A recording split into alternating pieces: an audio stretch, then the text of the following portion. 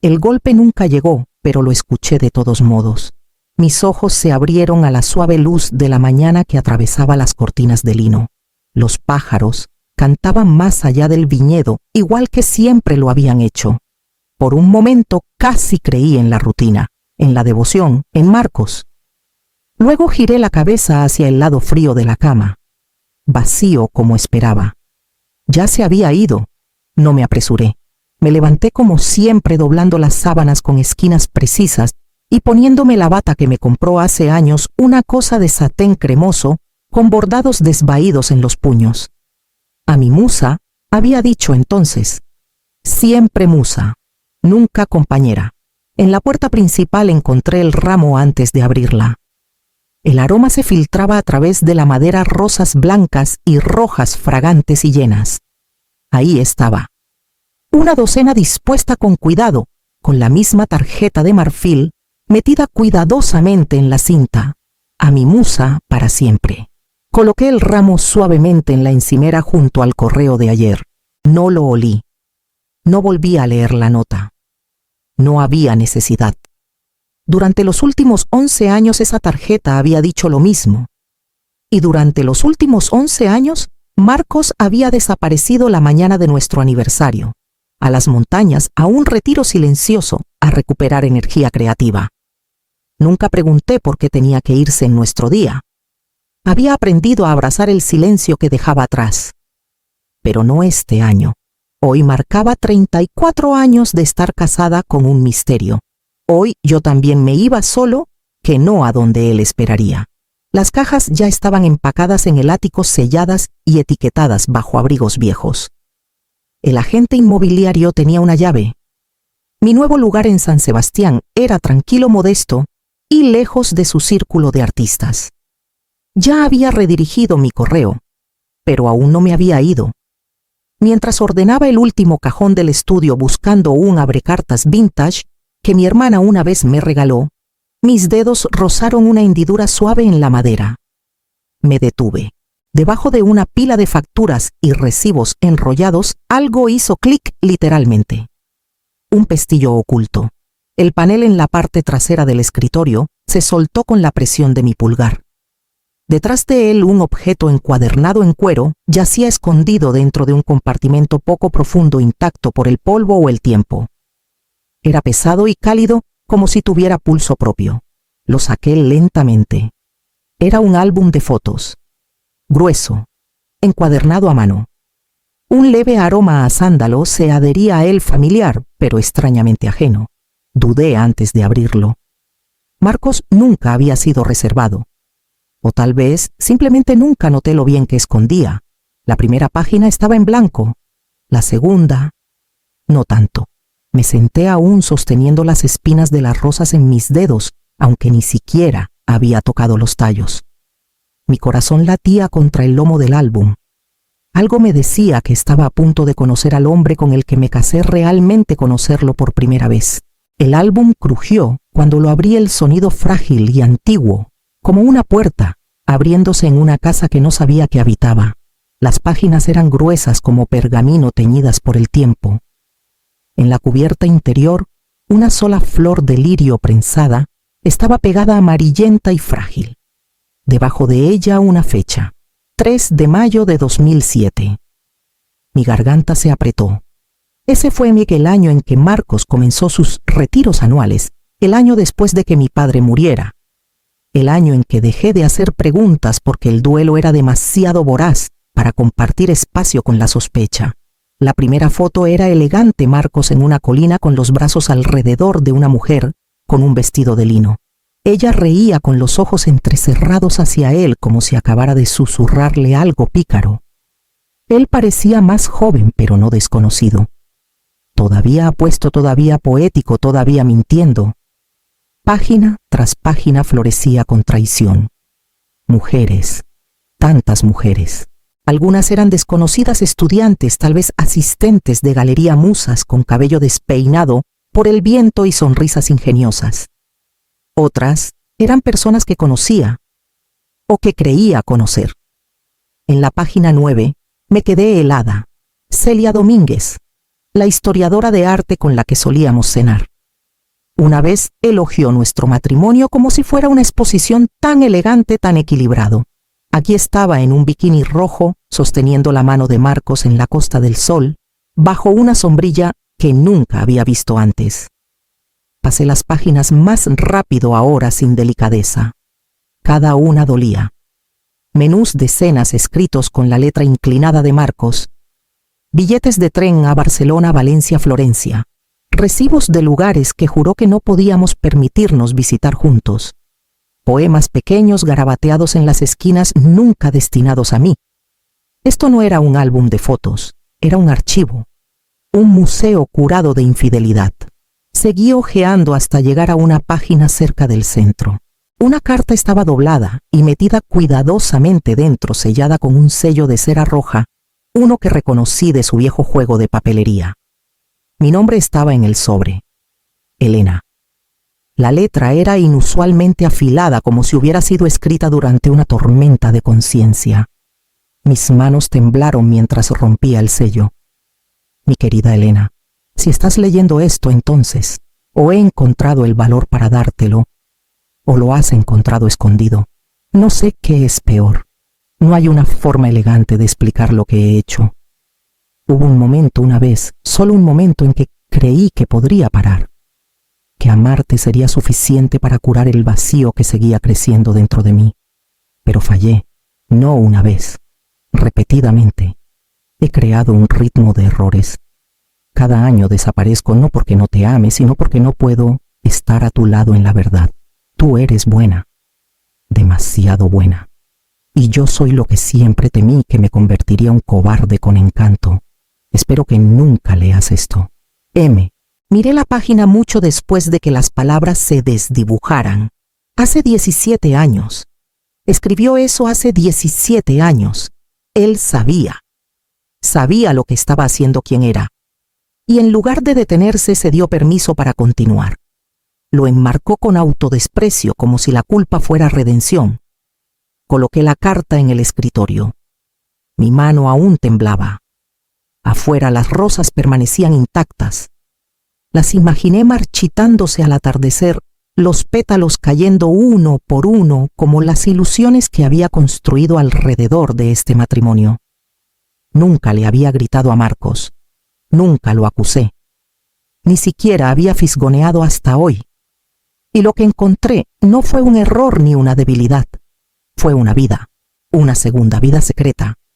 No enterrada, archivada, catalogada, preservada. Cerré el álbum con cuidado. No por reverencia, sino porque quería que estuviera intacto cuando quemara todo hasta los cimientos.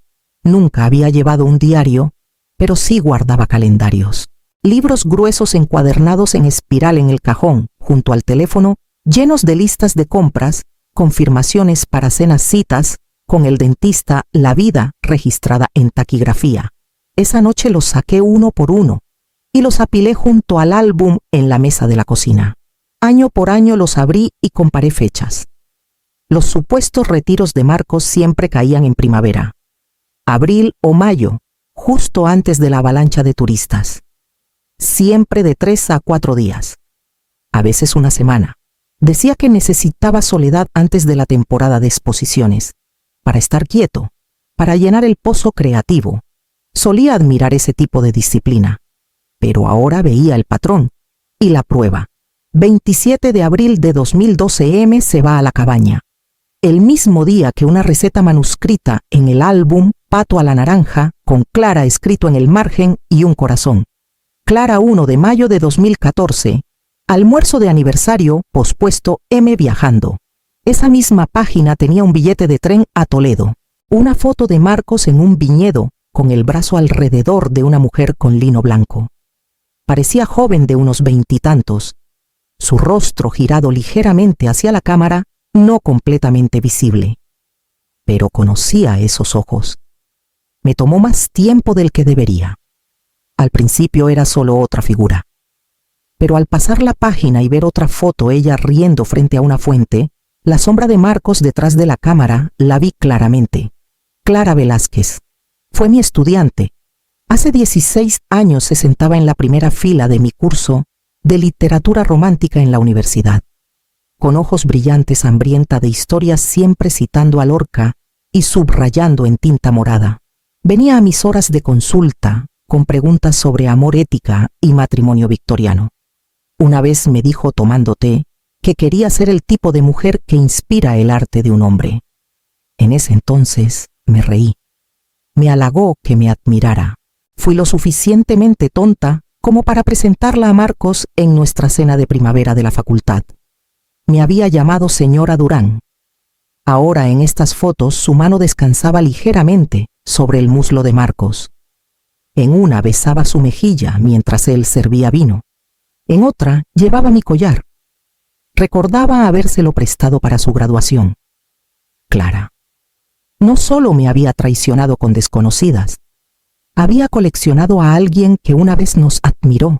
Me hizo preguntarme, ¿había envidiado nuestra vida o quería vivirla? El aire en la cocina se volvió agrio. Mi estómago se retorció. Esto no eran coincidencias. Eran aniversarios pasados con alguien que una vez me miró como si yo tuviera el mundo, y él le dio el mío. Volví a tomar el álbum hojeando hacia las páginas posteriores. Ella aparecía más frecuentemente ahora, familiar, establecida. No era una aventura, era un pilar. Marcos no solo me dejaba cada primavera, regresaba con ella, y yo sin saberlo, había estado poniendo la mesa para su ausencia todos estos años. El camino a Granada estaba bordeado de álamos y viejos arrepentimientos. Conduje en silencio, el papel doblado en el bolsillo de mi abrigo como un secreto cargado. Calle del Olivo, nombre 12, escrito con la letra de Marcos en la parte trasera de una foto desvaída metida en las últimas páginas del álbum. Una imagen borrosa de una pequeña villa de piedra, ventanas con postigos e hiedra trepando por los lados como venas. Nunca había estado en esta calle, ni siquiera había oído hablar de ella, pero el buzón llevaba mi apellido de soltera en una delicada inscripción de latón E. Lorca. No Durán, no el suyo. Me detuvo en seco. No había error posible. Marcos había registrado esta casa bajo un nombre que no había usado en más de 3 décadas. Un nombre que no había escrito desde que firmé nuestra licencia de matrimonio. Toqué el timbre. Suaves campanillas resonaron más allá de la puerta, seguidas de un roce, el sonido de pasos silenciosos. Una pausa. Y entonces se abrió. Clara estaba en la entrada descalza con un cardigan crema y sosteniendo un libro boca abajo en la mano. Sus ojos se agrandaron como si hubiera visto un fantasma. ¿Tú? ¿Susurró? Sonreí educadamente. Hola, Clara. Espero no estar interrumpiendo. No habló. Solo se hizo a un lado. Dentro la villa era todo lo que Marcos decía odiar, íntima, floral, doméstica. La luz del sol calentaba las cortinas de encaje. El té humeaba suavemente en la mesa, junto a un croissant a medio comer. El aroma a tomillo fresco flotaba en el aire. Fotos decoraban la repisa. No de él, sino de ellos. Clara y Marcos, en la costa, en una cena. Incluso una en la cama borrosa y espontánea del tipo que los amantes toman sin preguntar. Mis manos permanecieron a mis lados. Mi rostro permaneció calmado. Entonces, desde la esquina de la habitación, vino un sonido que me rompió. Un ladrido, agudo, familiar. Me giré. Un golden retriever se acercó a mí moviendo la cola con los ojos brillantes. Comencé con la respiración entrecortada. Clara asintió. Fígaro. Marcos dijo que no podías cuidarlo después de la cirugía. Que estuviste de acuerdo en dejarlo ir. Me agaché lentamente pasando una mano por el pelaje del perro que había enterrado en mi memoria. Recordaba haber llorado por esa pérdida durante semanas creyendo que le había fallado. Marcos me había dicho que el veterinario insistió en sacrificarlo. Y aquí estaba más viejo pero vivo. Mentiras sobre mentiras. Clara dejó su libro y cruzó los brazos. Siempre asumí que lo sabías, o que elegiste no saberlo. Me levanté. Eso te dijo, dudó. Dijo que ya no hacías preguntas, que estabas contenta en tu propio mundo. Le di una larga mirada. No era cruel, solo cómplice. Una creyente que no quería examinar la doctrina demasiado de cerca. Asentí una vez. Gracias por el té. Parpadeó. ¿Te vas o no? Dije volviendo al sol. Acabo de llegar. Porque ahora sabía todo lo que necesitaba. Y cuando dejara esta villa, me llevaría más que un recuerdo conmigo. Clara sirvió el té con manos firmes, pero podía ver las preguntas temblando bajo la superficie. Siempre pensé, comenzó su voz ligera y casi compasiva, que lo sabías, que simplemente lo tolerabas. Revolví mi taza lentamente. ¿Tolerar qué exactamente? Me miró con cuidado, como intentando medir qué tan profundo era mi negación. Marcos dijo que tenían un entendimiento, que después de cierto número de años ustedes dos vivían vidas paralelas. Tomé un sorbo de Earl Grey sin inmutarme. Ah, y que una vez le dijiste, lo que importa es lo que la gente cree, no lo que pasa a puertas cerradas. Sonrió como si eso lo resolviera todo. En realidad, eso me hizo respetarte más. Eras tan compuesta. Devolví la sonrisa. Todavía lo soy. No sabía qué hacer con eso. Su confusión se transformó en una especie de triunfo silencioso. He estado con él cada primavera durante casi 9 años, dijo suavemente. Cada aniversario. También era nuestra tradición. Lo llamaba nuestra renovación privada. Se sonrojó. Dijo que estar conmigo le recordaba quién era antes de que todo se volviera rancio.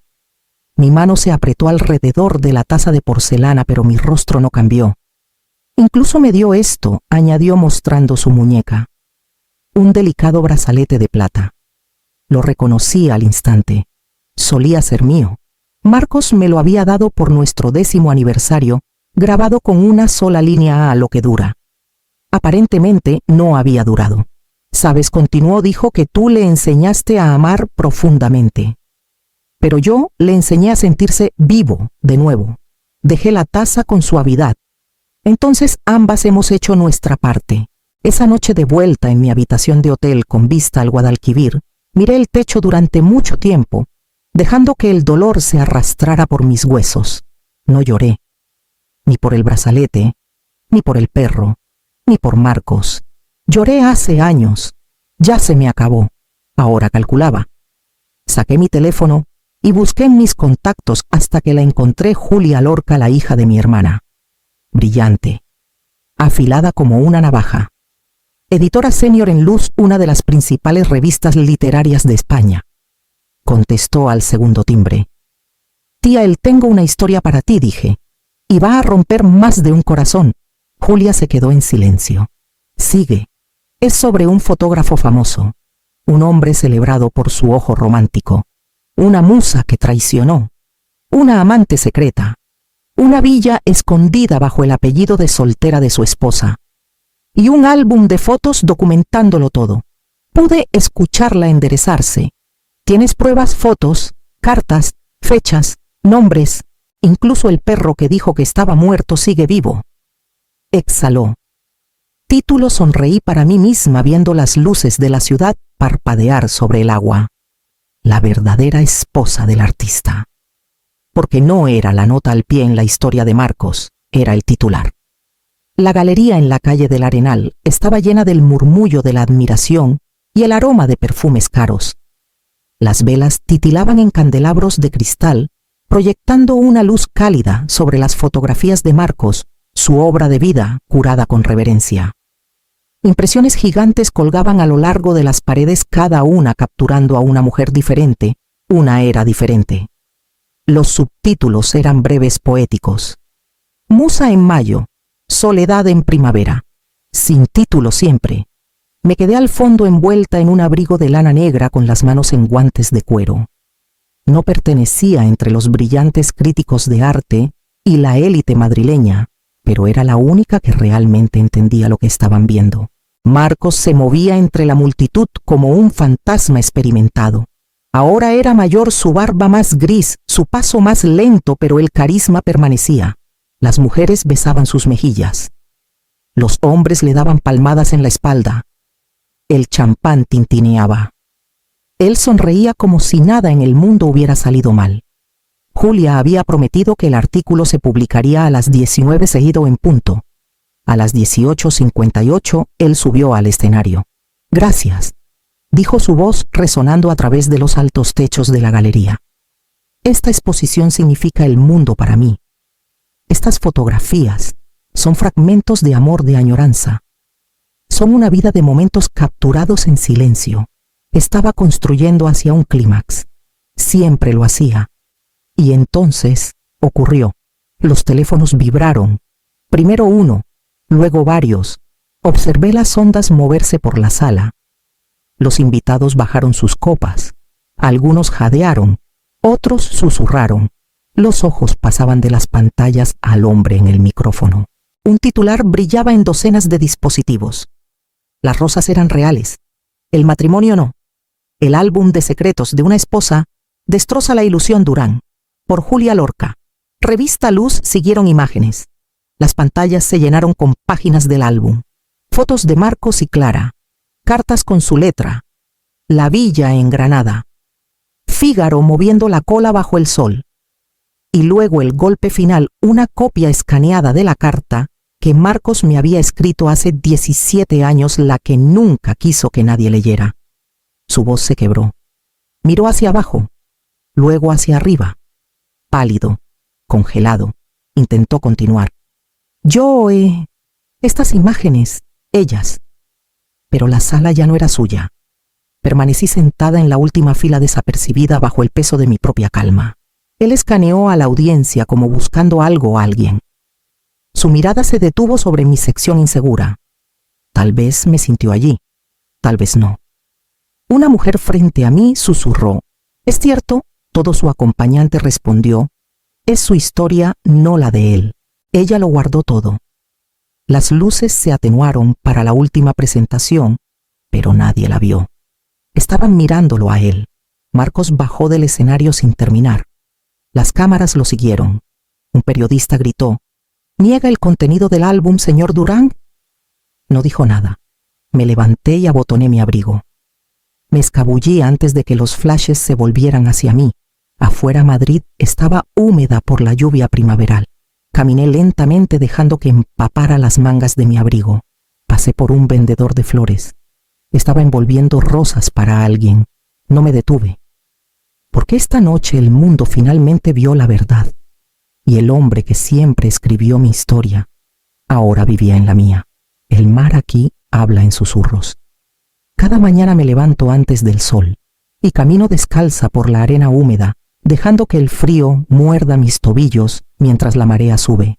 Galicia es más tranquila que el Valle del Duero nunca fue. Menos turistas, menos fantasmas. Vivo en una casita blanca, con persianas azules, un jardín de lavanda y menta silvestre en el frente. Los vecinos me conocen como la señora L, la escritora tranquila que se mudó después de una tormenta. Nunca preguntan qué tipo de tormenta. Dentro, la tetera zumba mientras escribo. Mis memorias están a medio camino. El título provisional es Simple, pétalos y mentiras. Las palabras fluyen fácilmente, ahora claras, sin miedo. Cada capítulo es un ajuste de cuentas. Cada párrafo, una liberación. Julia dice que la historia de la revista aún es tendencia. La reputación de Marcos se fracturó como un cristal viejo. Algunos coleccionistas aún se aferran a su obra romantizando el dolor detrás de ella. Otros han retirado silenciosamente piezas de sus galerías. Ya no sigo la cobertura. Ya no busco su nombre. Una vez creí que el silencio era fuerza, que la dignidad significaba resistencia, que si absorbía su ausencia año tras año, con gracia de alguna manera estaba ganando. Pero el silencio solo fertiliza secretos. Y la gracia, cuando se usa mal, es solo complicidad con bordes más bonitos. Ahora hablo, silenciosamente pero plenamente. Presiono mis dedos en la tierra cuando cultivo mi jardín. Horneo pan y quemo la corteza. Río más de lo que pensé que podría. Escribo bajo un seudónimo que no significa nada para nadie, pero todo para mí. A veces las mujeres me escriben. Desconocidas, lectoras. Dicen que mis palabras se sienten como sus huesos, como si hubiera alcanzado una parte de ellas largamente enterrada y la hubiera nombrado. Les respondo. No con consejos, solo con verdad. La semana pasada llegó una carta dirigida a mi antiguo nombre. De él. No la abrí. La quemé con el resto de los fantasmas de papel, porque ya no necesito un cierre del hombre que enterró la verdad bajo rosas. Mientras camino por la costa esta mañana, el sol se eleva sobre el horizonte y baña el mar en oro. Mis dedos se hunden en la arena húmeda. El viento no lleva peso. Una vez recibí rosas por mi silencio. Ahora florezco porque hablé. Y en algún lugar entre su adiós y mi comienzo, me convertí en alguien que finalmente reconozco.